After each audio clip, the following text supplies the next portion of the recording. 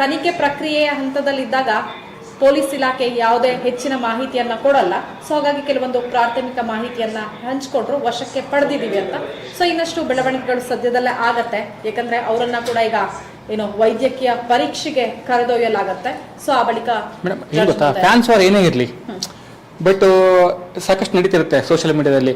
ಅವರಿಗೆ ಪೋಸ್ಟ್ ಹಾಕಿದ್ದು, ಇವ್ರು ಪೋಸ್ಟ್ ಹಾಕಿದ ಕಾರಣ, ಬಟ್ ಒಂದು ಹತ್ಯೆ ಮಾಡೋ ರೀತಿಗೆ ಅಲ್ಲಿ ಆ ಹಂತ ತನಕ ಹೋಗುತ್ತಲ್ಲ, ಇದು ಸರಿಯಲ್ಲ ಇದು. ಬಟ್ ಈಗ ಪರ್ಟಿಕ್ಯುಲರ್ ಆಗಿ ನಾವು ದರ್ಶನ್ ಅನ್ನೋ ವಿಚಾರಕ್ಕೆ ಬಂದ್ರೆ, ದರ್ಶನ್ ಮತ್ತೆ ವಿಜಯಲಕ್ಷ್ಮಿ ಅವರ ಒಂದು ಫೇಸ್ಬುಕ್ ಇರ್ಬೋದು, ಇನ್ಸ್ಟಾ ಪೇಜ್ಗೆ ಹೋದಾಗ ಗೊತ್ತಾಗತ್ತೆ. ಸೊ ಅಣ್ಣ ಅಕ್ಕೆ ಮಧ್ಯ ವಿಜಯಲಕ್ಷ್ಮಿ ಅವರು ಬಂದಿದ್ದಾರೆ ಅನ್ನೋದಕ್ಕೆ ಕಮೆಂಟ್ ಗಳು ಯಾವ ತರ ಇರುತ್ತೆ ಅನ್ನೋದು. ಈಗ ರೀಸೆಂಟ್ ಆಗಿ ಕೂಡ ಅವ್ರ 3 ಜನರ ಮಧ್ಯ ವಾರ್ ನಡೀತು. ಆ ಬಳಿಕ ಅವರು ಆನಿವರ್ಸರಿ ಸೆಲೆಬ್ರೇಷನ್ ಮಾಡ್ತಾರೆ. ಆ ಸಂದರ್ಭದಲ್ಲೂ ಕೂಡ ಪವಿತ್ರ ಗೌಡ ಅವರು ಏನೋ ಒಂದು ಪೋಸ್ಟ್ ಹಾಕಿದ್ರು. ಬಟ್ ಇವರು ಅಂದ್ರೆ ದರ್ಶನ್ ಅಭಿಮಾನಿಯಾಗಿದ್ದು ಪವಿತ್ರ ಗೌಡ ಅವರಿಗೆ ಅಶ್ಲೀಲ ಮೆಸೇಜ್ ಅನ್ನ ಮಾಡಿರುವಂತಹ ಸಾಧ್ಯತೆಗಳು ಕೂಡ ಹೆಚ್ಚಿರುತ್ತೆ. ಸೊ ಆದ್ರೆ ಒಂದು ವಾರ್ನ್ ಮಾಡಿ ಕಳಿಸಬಹುದಿತ್ತು, ಯಾಕಂದ್ರೆ ಯಾವುದೇ ಹೆಣ್ಮಕ್ಳನ್ನ ಕಡ ತೇಜೋವಧೆ ಮಾಡಬಾರ್ದು ಅನ್ನುವಂತಹ ನಿಟ್ಟಿನಲ್ಲಿ ವಾರ್ನ್ ಮಾಡಬಹುದಿತ್ತು.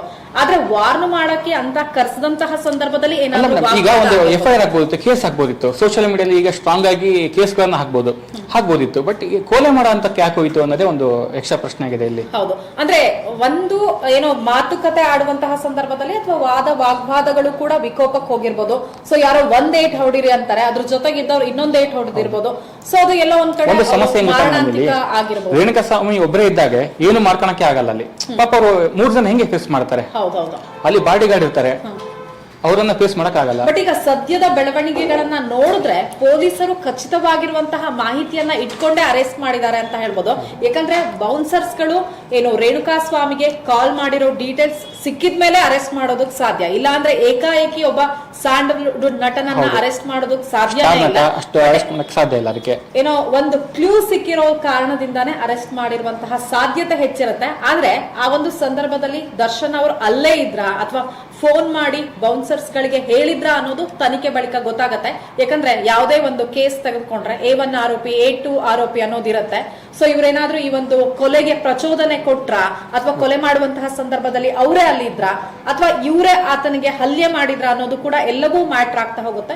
ತನಿಖೆ ಮುಗಿದ ಬಳಿಕ ಗೊತ್ತಾಗುತ್ತೆ. ಬಟ್ ಭಾನುವಾರ ಕೂಡ ಆ ಒಂದು ಶವ ಏನ್ ಸಿಗತ್ತೆ ಮೋರಿಲಿ, ಅವಾಗ ಎಲ್ರಿಗೂ ಕೂಡ ಶಾಕ್ ಆಗಿತ್ತು. ಬೆಂಗಳೂರಲ್ಲಿ ಇಷ್ಟು ದೊಡ್ಡ ಕೊಲೆ ಆಗಿದೆ, ಸಡನ್ ಆಗಿ ಬೆಳಗ್ಗೆ 8 ಗಂಟೆ. ಈಗ ನಮಗೆ ಸಿಕ್ಕಿರುವಂತಹ ಒಂದಿಷ್ಟು ವಿಜುವಲ್ ನೋಡಿದ್ರೆ, ಒಂದು ರಾಜಕಾಲುವೆ ಪಕ್ಕದಲ್ಲಿ ಇರತಕ್ಕಂತ ಒಂದು ದೊಡ್ಡ ಮೋರಿದೆ, ಅಲ್ಲಿ ಹಾಕಿದ್ದಾರೆ ಅವರು. ಹೌದೌದು. ಅಂದ್ರೆ ಆ ಕಡೆ ಕಾಮಾಕ್ಷಿ ಪಾಳ್ಯ, ಸುಮನಹಳ್ಳಿ ಸ್ವಲ್ಪ ರಾತ್ರಿ ಹೊತ್ತಾದ್ರೆ ಅಲ್ಲಿ ಅಡ್ಡಾಡೋದೇ ಒಂದ್ ಸ್ವಲ್ಪ ಕಷ್ಟ. ಅಂತ ಒಂದು ಜಾಗದಲ್ಲಿ ಒಂದು ಶವನಿಸ್ತಿದ್ದಾರೆ. ಬಟ್ ಅದು 2 ಡೇಸ್ ಆದ ನಂತರ ನಾಯಿ ಎಳ್ಕೊಂಡ್ಬಂದು ಬೀದಿಗೆ ತಂದಾಗ ಪ್ರಕರಣ ಬೆಳಕಿಗೆ ಬಂದಿದೆ.